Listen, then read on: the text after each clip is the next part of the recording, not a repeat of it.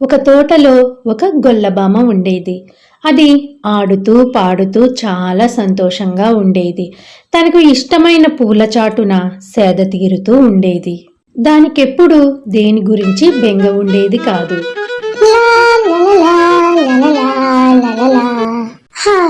ఈరోజు ఎంత ఆహ్లాదంగా ఉంది. కాసేపు ఈ చెట్టు కింద నిద్రపోతాను అంటూ గుర్రు పెట్టి నిద్రపోయింది. దాని పక్కనే ఒక చురుకైన చీమల గుంపు ఉండేది.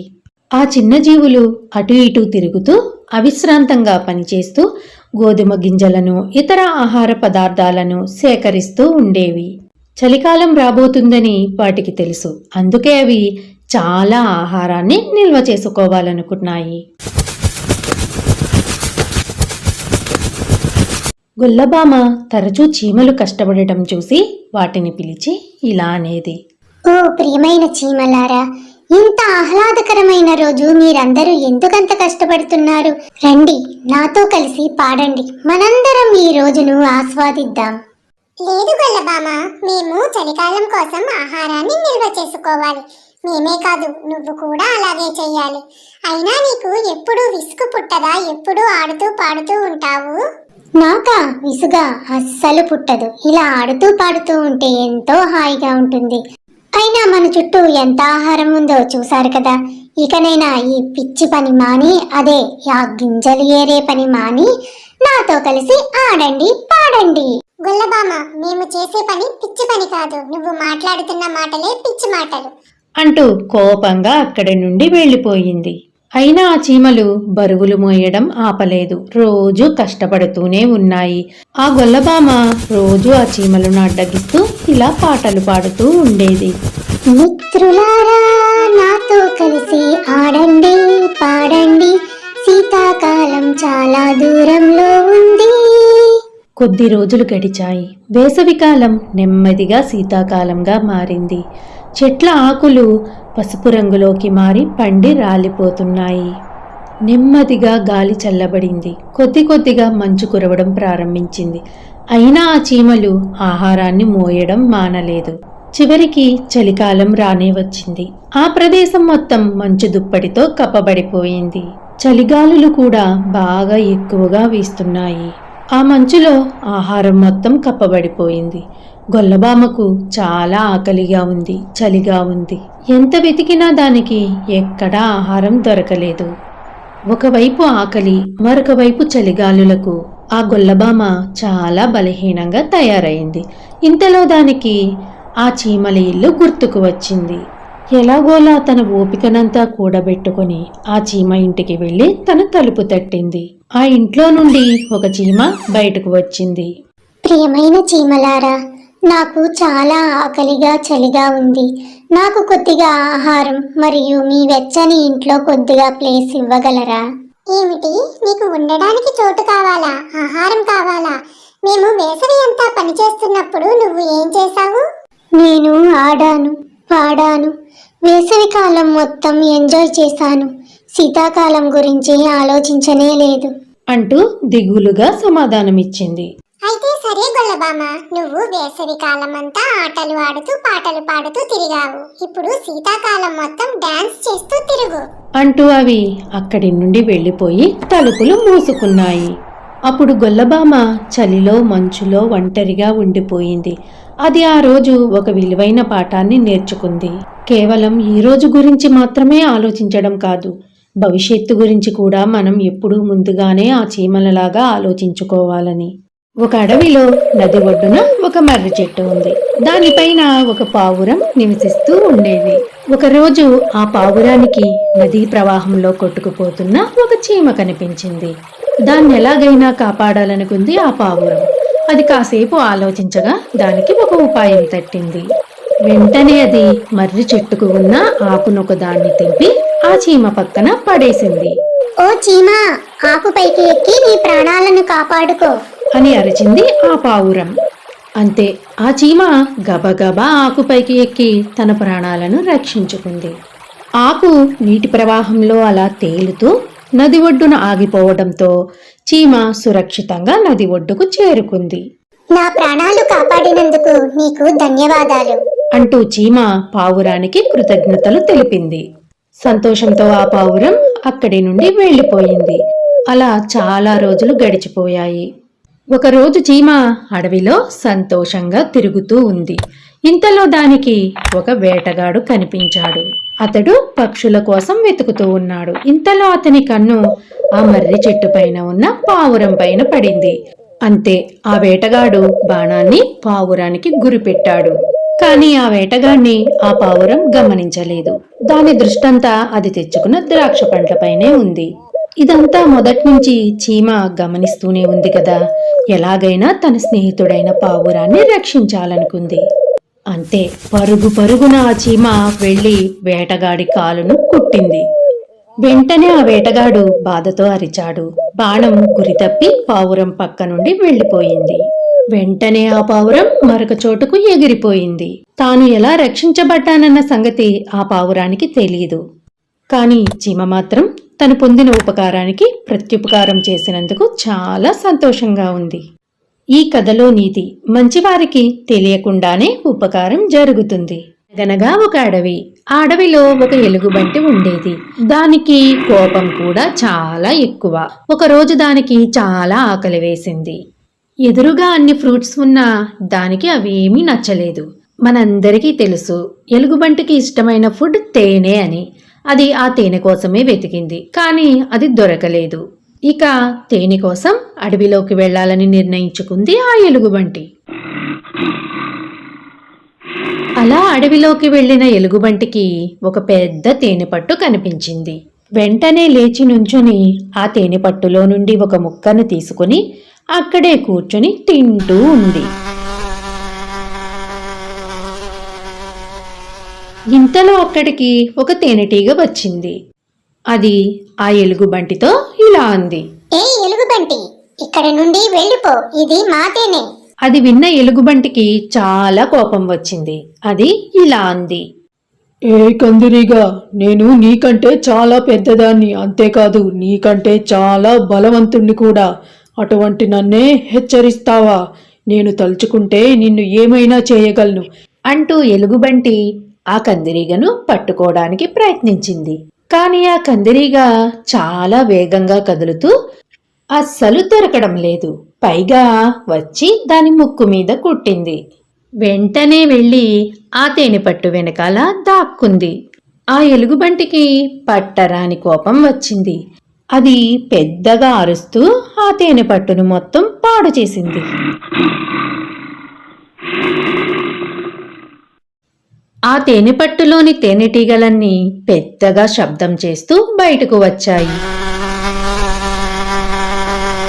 అవన్నీ ఎలుగుబంటి మీద చాలా కోపంగా ఉన్నాయి. ఆ తేనెటీగలన్నీ ఆ ఎలుగుబంటిని వీపి మీద, కాళ్ల మీద అలా ఒళ్లంతా కుడుతూ తెగ పరిగెట్టించాయి. ఇక ఆ ఎలుగుబంటి ఏడుస్తూ ఇంట్లోకి వెళ్లి తలుపులు వేసుకుని దాక్కుంది. ఈ కథలో నీతి, కోపం ఎప్పుడూ కూడా మనల్ని ఇబ్బందుల్లోనే పడేస్తుంది. ఒక దట్టమైన అడవిలో ఒక చీమ ఉండేది. అది దాని కుటుంబంతో కలిసి నివసిస్తూ ఉండేది. మొదట్లో ఆ చీమ చాలా కష్టపడి పని చేసేది. ఎప్పుడూ నవ్వుతూ అందరితో సరదాగా ఉంటూ ఉండేది. కానీ కొద్ది రోజులకి దాని మనసులో ఒక ఆలోచన మొదలైంది. ఒకరోజు ఆ చీమ నెమలి నాట్యం చేయడం చూసింది. అప్పుడు అది ఇలా అనుకుంటుంది, ఆ నెమలి ఎంత అందంగా నాట్యం చేస్తుంది. తనను అందరూ మెచ్చుకుంటారు, కానీ నన్ను ఎవరు చూడను కూడా చూడరు. ఎందుకు అంటూ దిగులుగా ఆలోచిస్తూ కూర్చుంది. కొద్దిసేపటికి ఒక సీతాకోకచిలుక స్వేచ్ఛగా ఎగురుతూ కనిపించింది. దాన్ని చూసిన ఆ చీమ ఇలా అనుకుంటుంది, ఆహా, నాకే గనక రెక్కలుంటే నేను కూడా ఆ సీతాకోకచిలుకలాగే స్వేచ్ఛగా ఎగిరేదాన్ని. కానీ నాకు రెక్కలెందుకు లేవు? నేను నేల మీద ఎందుకు నడవాలి అని అనుకుంటూ ఉంది. ఆ చీమకు ఉడతని చూసి కూడా ఈర్ష్య కలిగింది. ఆహా, ఆ ఉడత ఒక చెట్టుపై నుండి ఇంకో చెట్టుపైకి ఎంత వేగంగా దూకుతుంది. కానీ నేను అలా చేయలేను. ఇవన్నీ చూసిన ఆ చీమ చాలా బాధపడింది. నేను ఇంకా దేనికి పనికిరాను, నాలో ఏ ప్రత్యేకత లేదు అంటూ బాధపడడం మొదలుపెట్టింది. కొద్ది రోజులకి అది తన పనిని శ్రద్ధగా చేయలేకపోతుంది. తన మిత్రులతో కలిసి ఆహార సేకరణకు కూడా వెళ్ళలేకపోతుంది. అంతేకాదు అది ఆహారం తినడం కూడా మానేసింది. ఇదంతా గమనిస్తూ ఉన్న తన స్నేహితులు విషయం తెలుసుకోవడానికి తన దగ్గరికి వచ్చి ఇలా అన్నారు. మిత్రమా, ఈ మధ్య నువ్వు చాలా దిగులుగా కనిపిస్తున్నావు. ఆహారం తినడం లేదు, ఆహార సేకరణకు కూడా రావడం లేదు. ఏమైంది నీకు అంటూ ప్రశ్నించాయి. దానికి ఆ చీమ చిన్నగా ఒక నవ్వు నవ్వి సైలెంట్గా ఉండిపోయింది. ఆ రోజు రాత్రి అడవిలో ఉరుములు మెరుపులతో పెద్ద గాలివాన వచ్చింది. ఆ గాలికి అడవిలోని పెద్ద పెద్ద చెట్లన్నీ విరిగిపోయాయి. నదులన్నీ పొంగి ప్రవహిస్తూ ఉన్నాయి. పాపం ఎన్నో జంతువులు ఆశ్రయాన్ని కోల్పోయాయి. ఆ వర్షానికి పాపం సీతాకోకచిలుక రెక్కలు బాగా తడిచిపోయి బరువెక్కాయి. ఆ బరువైన రెక్కలతో అది ఎగరలేక మా వర్షంలో తడుస్తూ నేలపైన పడి ఉంది. తను ఉంటున్న చెట్టు ఇరిగిపోవడం వల్ల ఎటు వెళ్లాలో తెలియని ఆ ఉడత ఆ వర్షంలో తడుస్తూ చలికి వణుకుతూ కొద్దిసేపటికి అది కూడా స్పృహ తప్పి పడిపోయింది. నెమలి గొప్పగా భావించే ఆ ఈకలు వర్షానికి బరువెక్కి వాలిపోయాయి. ఇప్పుడు అది నాట్యం చేయలేదు. ఎటు వెళ్లాలో తెలియక పాపం ఆ నెమలి వర్షంలో అక్కడే కూర్చుండిపోయింది. అడివంతా తడిచి ముద్దవుతున్న చీమలి ఇల్లు మాత్రం ఏమీ కాలేదు. ఎందుకంటే అవి వాటి ఇంటిని భూమికి చాలా లోతున దృఢంగా వాటిని ఇంటిని నిర్మించుకున్నాయి. అందువల్ల ఆ చీమలన్నీ చాలా సేఫ్గా ఉన్నాయి. ఆ చిన్న చీమ బయటకు వచ్చింది. అడవిలో జరుగుతున్న విధ్వంసం, తన చుట్టూ ఉన్న వాళ్ళు పడుతున్న కష్టాలు చూసి ఆ చీమ హృదయం చలించిపోయింది. ఆ చీమ తన మనసులో ఇలా అనుకుంది. నేను ఇన్ని రోజులు వీళ్ళని చూస్తూ ఈర్ష్యతో నా సమయాన్ని వృధా చేసుకున్నాను. కానీ ఇప్పుడు వీళ్ళు కష్టాల్లో ఉంటే నేను చూడలేకపోతున్నాను. వీళ్ళకి ఏదో విధంగా సహాయం చేయాలి అంటూ ఆ చీమ ఒక ఉపాయం ఆలోచించింది. అది మిగిలిన చీమలందరినీ పిలిచి ఇలా అంది. ఇతరులు ఆపదలో ఉన్నప్పుడు సహాయం చేయడం మన కర్తవ్యం. మనందరం ఒకటై ఇప్పుడు వాళ్ళందరినీ రక్షిద్దాం అని అంది. అప్పుడు ఆ చీమలన్నీ కలిసి ఆ సీతాకోకచిలుకను మెల్లగా ఒక పొడి ప్రదేశానికి తీసుకువెళ్ళాయి. కొన్ని వందల చీమలు ఆ ఉడుతను ఒక ఆకుపైకి చేర్చి దాన్ని కూడా జాగ్రత్తగా ఒక పొడి ప్రదేశంలో ఉంచాయి. కొన్ని చీమలు నెమలి వంటిపైన ఉన్న నీటిని మొత్తం శుభ్రం చేశాయి. మరికొన్ని చీమలు దాన్ని కూడా ఒక ఆకుపైన మోసుకొని పొడి ప్రదేశానికి తీసుకువెళ్ళాయి. తెల్లవారేసరికి ఆ తుఫాను తగ్గిపోయింది. ఎప్పటిలాగే సూర్యుడు ఉదయించాడు. నెమలి, సీతాకోకచిలుక, ఉడుత చీమకు ధన్యవాదాలు చెప్పడానికి చీమ దగ్గరకు వచ్చాయి. అవి ఇలా అన్నాయి. ఈ అడవిలోని పెద్ద పెద్ద జంతువులే ఏమీ చెయ్యలేక మమ్మల్ని అలా చూస్తూ ఉండిపోయాయి. ఇంత చిన్న ప్రాణివైన నువ్వు మా ప్రాణాలను రక్షించావు. అసలు ఇది ఎలా సాధ్యమైంది? నువ్వు చాలా తెలివైన దానివి. అసలైన అందం ఇతరులకు సహాయం చేయడంలోనే ఉంటుంది. రాత్రి నేను నీలో ఆ అందాన్ని చూశాను. నిన్ను చూసి నేను ఈ రోజు ఒక పాఠం నేర్చుకున్నాను. నిజమైన బలం అనేది ప్రదర్శించేది కాదు, ఇతరులకు సేవ చేయడంలోనే ఉందని అని ఉడుత అంది. ఇక సీతాకోకచిలుక ఇలా అంది. నువ్వు ఎగరలేకపోవచ్చు, మెరవలేకపోవచ్చు, కానీ ఈ అడవిలో ఈ రోజు అందరికంటే గొప్పదానివి నువ్వే. ఆ రోజు అది జీవితంలో మొదటిసారి తనకు తానుగా తను చీమలా ఉన్నందుకు గర్వపడింది. తను అనుకున్న దానికంటే తాను ఇంకా గొప్పదానినని, ప్రతి జీవిలోనూ ఒక ప్రత్యేకత ఉందని, ఎవరి ప్రత్యేకత వారిదని ఆ చీమ అప్పుడు గ్రహించింది. అప్పటి నుండి అది ఇతరులతో పోల్చుకోవడం మానేసి సంతోషంగా జీవించసాగింది. ఈ కథలో నీతి: ఇతరులతో పోల్చుకుంటూ మనల్ని మనం ఎప్పుడూ తక్కువ చేసుకోకూడదు. మనలో కూడా ఏదో ఒక ప్రత్యేకత ఉంటుంది. దానిని మనం గుర్తిస్తే సరిపోతుంది. వెంకటాపురం అనే చిన్న పల్లెటూరు ఉంది. ఆ ఊళ్ళో రామయ్య అనే వ్యక్తి ఉన్నాడు. అతడు ఒక రైతు. అతను తన బామ్మతో కలిసి ఉంటున్నాడు. బామ్మ, మధ్యాహ్నానికి భోజనం సిద్ధం చేయమన్నాను, చేశావా? ఈరోజు నేను పట్టణానికి వెళ్ళి విత్తనాలు తేవాలి. సిద్ధం చేశాను నాయనా. కానీ నీకు ఒక్క మాట. నువ్వు ఏదైనా తినే ముందు నీ పక్కనున్న వారికి కొద్దిగా పెట్టి అప్పుడు తిను. మొత్తం నువ్వే తినకు. సరే బామ్మ, నువ్వు జాగ్రత్తగా ఉండు. నేను తొందరగా వచ్చేస్తాను. రామయ్య బామ్మ ఇచ్చిన భోజనం సంచి తీసుకొని పట్టణానికి బయలుదేరాడు. అలా కొంత దూరం వెళ్ళేసరికి రామయ్యకు ఆకలిగా అనిపించింది. రామయ్య ఒక చోట ఆగి భోజనం చేద్దామని అనుకున్నాడు. ఈ ప్రదేశం చాలా బాగుంది. ఈ చెట్టు కింద కూర్చొని భోజనం చేసి కాసేపు విశ్రాంతి తీసుకుని తరువాత పట్టణానికి వెళ్తాను అంటూ రామయ్య తన దగ్గర ఉన్న భోజనాన్ని బామ్మ చెప్పిన విధంగానే ప్రక్కనే ఉన్న కుక్కలకు ఒక ఆకులో భోజనం పెట్టాడు. ఇంకొక ఆకులో అటుపక్కే ఉన్న కాకులకు కూడా భోజనం పెట్టాడు. తాను ఒక ఆకులో భోజనం పెట్టుకుని భోజనం చేశాడు. అక్కడ ఉన్న కాకులు కుక్కలు కూడా ఎంతో సంతోషంగా వచ్చి రామయ్య పెట్టిన భోజనాన్ని తిన్నాయి. ఆ కాకులు కుక్కలు తినగా మిగిలిన ఆహారాన్ని చీమలు కూడా వచ్చి తిన్నాయి. తాను పెట్టిన ఆహారాన్ని చీమలు కూడా తినడం చూసి రామయ్య చాలా సంతోషించాడు.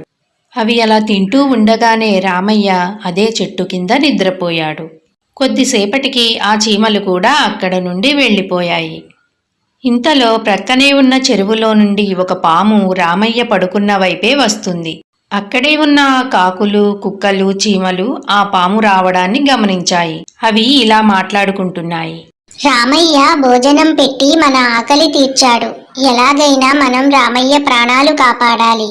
ఆ పాము రామయ్య వైపే వెళుతోంది. అవునవును, రామయ్య ప్రాణాలు కాపాడడం మన బాధ్యత అంటూ ఆ మూగజీవాలన్నీ కలిసి ఆ పాము మీద దాడి చేయాలని నిర్ణయించుకున్నాయి. చీమలన్నీ కలిసి దాని తోకను కరవడం ప్రారంభించాయి. కాకులేమో తలపైన పొడుస్తూ ఉన్నాయి. ఇక కుక్కలేమో పాముపై బౌబౌమంటూ మొరగడం ప్రారంభించాయి. కుక్కల అరుపులు విన్న రామయ్య వెంటనే లేచి కూర్చున్నాడు. అక్కడ జరుగుతున్న దృశ్యం చూసి రామయ్య చాలా ఆశ్చర్యపోయాడు. అప్పటికే గాయాలైన ఆ పాము ఇక ముందుకు వెళ్ళలేక వెనుదిరిగి చెరువులోకి వెళ్ళిపోయింది. అది చూసి ఆశ్చర్యపోయిన రామయ్య ఇలా అనుకున్నాడు.